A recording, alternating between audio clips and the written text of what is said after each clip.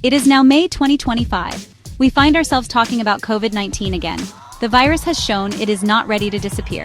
In recent weeks, we have seen an increase in new cases.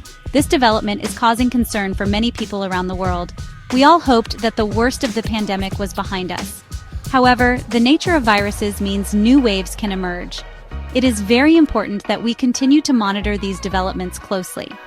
Health experts globally are paying careful attention to these new signals. The current rise in COVID-19 infections is particularly noticeable in Asia. Several countries in this region are reporting higher numbers. For example, Singapore has seen a clear increase in people getting sick. Hong Kong and Thailand are also experiencing similar trends with more positive cases. This resurgence in these areas shows that COVID-19 remains a challenge. The virus can spread quickly and affect large numbers of people. Understanding the reasons behind this current wave is a key task. This knowledge will help us to prepare and respond effectively. A specific variant of the virus is thought to be the main driver of this new wave. This variant is known as JN1. It is a descendant of the Omicron family of variants. As you may recall, Omicron itself had several subvariants. The JN1 variant appears to spread very easily from person to person. This characteristic is likely why we are observing an uptick in case counts. Scientists and researchers are working hard to study JN1. They aim to understand its properties, such as how it infects and how our bodies react to it. Naturally, many people are worried about this new situation.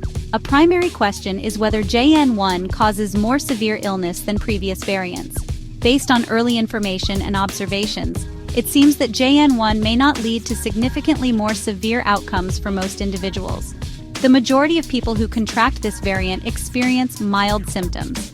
Despite this, it remains crucial to exercise caution. This is especially true for vulnerable populations, such as older adults or those with pre-existing health conditions. We are still in the process of learning about the full impact of JN1. Let us take a closer look at the JN1 variant. This particular variant is a subvariant of Omicron. As we know, Omicron has been a significant lineage of the COVID-19 virus. JN1 specifically evolved from an earlier Omicron subvariant called BA.2.86. Some people also refer to BA.2.86 by the name Pirola. The JN1 variant was first identified by scientists in August of 2023. So, while it is not entirely new to us, its presence and spread have become more prominent recently. Tracking these viral family trees or lineages is very important for public health. The JN1 variant has a number of changes in its genetic makeup. Scientists have found that it carries approximately 30 mutations. Mutations are small alterations in the virus's genetic code. Several of these mutations are located in the spike protein of the virus. The spike protein is what the virus uses to attach to and enter human cells. These specific changes in the spike protein might help JN1 to better evade the human immune system. This could mean that our body's natural defenses, or defenses from vaccines, might not recognize it as effectively. These mutations also seem to enhance its ability to spread compared to its parent, BA.2.86. The World Health Organization, often called the WHO, plays a vital role in monitoring new virus variants. The WHO has officially classified JN1. It is designated as a variant of interest. This classification signifies that the WHO believes JN1 warrants careful observation and study. Health authorities will track how widely it spreads across populations.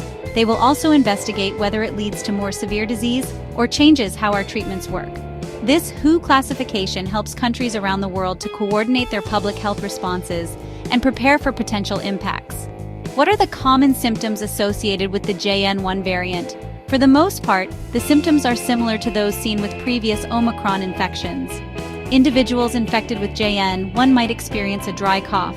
A runny or blocked nose is also a frequent complaint. Headaches and a sore throat are commonly reported by patients. Many people feel significant fatigue or exhaustion. A fever can also be one of the indicators of infection. One notable difference observed with JN1 is that diarrhea appears to be reported more frequently.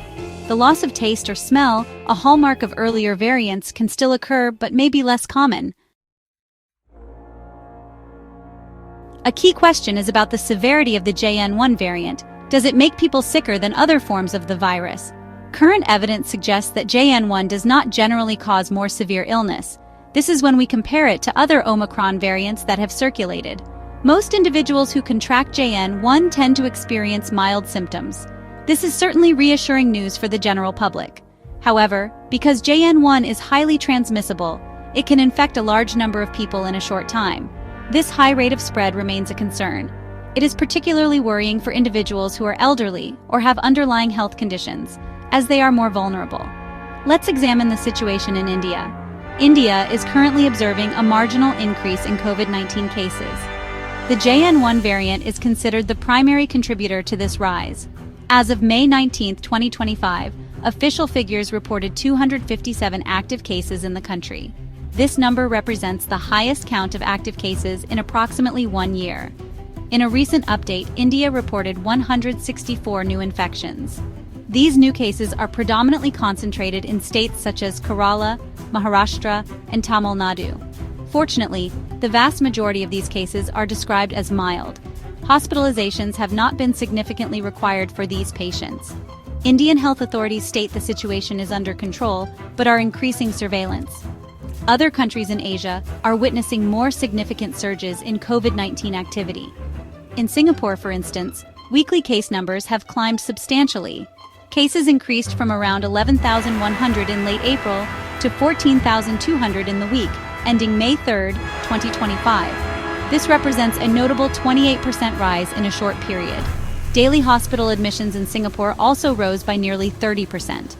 Hong Kong recorded its highest weekly death toll from COVID-19 in a year, with 31 fatalities in the first week of May.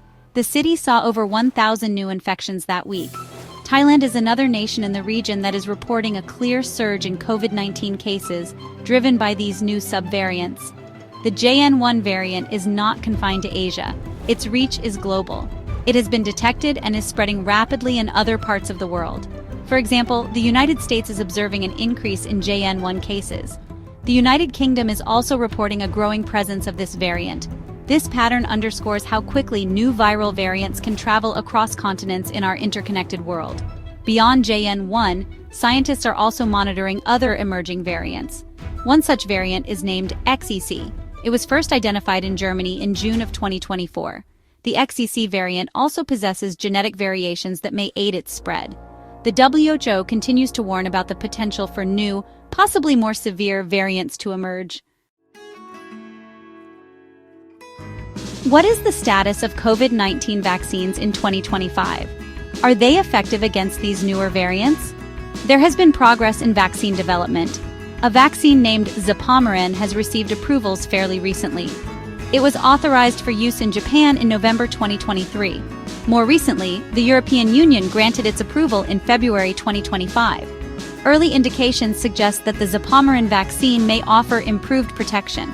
It appears to be effective against newer variants like JN.1. More broadly, existing COVID-19 vaccines continue to provide significant protection. They are particularly effective in preventing severe illness, hospitalization, and death. However, the rapid spread of new variants means public health strategies must continually adapt. Public health measures remain a cornerstone of our defense against COVID-19. If an individual develops symptoms consistent with the virus, they should isolate themselves. This means staying away from other people to prevent further spread. This precaution is advised even if a COVID-19 test result is negative, especially if symptoms are strong. For those who have had a fever, it is recommended to wear a mask for 5 days. This period starts after the fever has been gone for at least 24 hours without the use of fever-reducing medications. Rapid antigen tests are still the primary tool for diagnosing infections, especially for individuals who have been in contact with confirmed cases. Certain groups within our communities are at a higher risk of developing severe outcomes from COVID-19. These groups include older adults. People with compromised or weakened immune systems also fall into this category. Additionally, individuals living with chronic health conditions should exercise greater caution. For these high-risk groups, public health officials advise wearing masks in crowded indoor settings. It is also crucial for them to stay up to date with recommended COVID-19 vaccinations. For those planning travel, especially to regions like Southeast Asia currently seeing surges, it is wise to follow all health precautions and advisories. Global preparedness is essential to manage the ongoing presence of COVID-19. There are, however, persistent challenges. Gaps in funding and the equitable distribution of resources, like vaccines and treatments, can hinder response efforts. Misinformation and disinformation continue to fuel vaccine hesitancy in some communities. Experts emphasize the critical need for better resource allocation globally.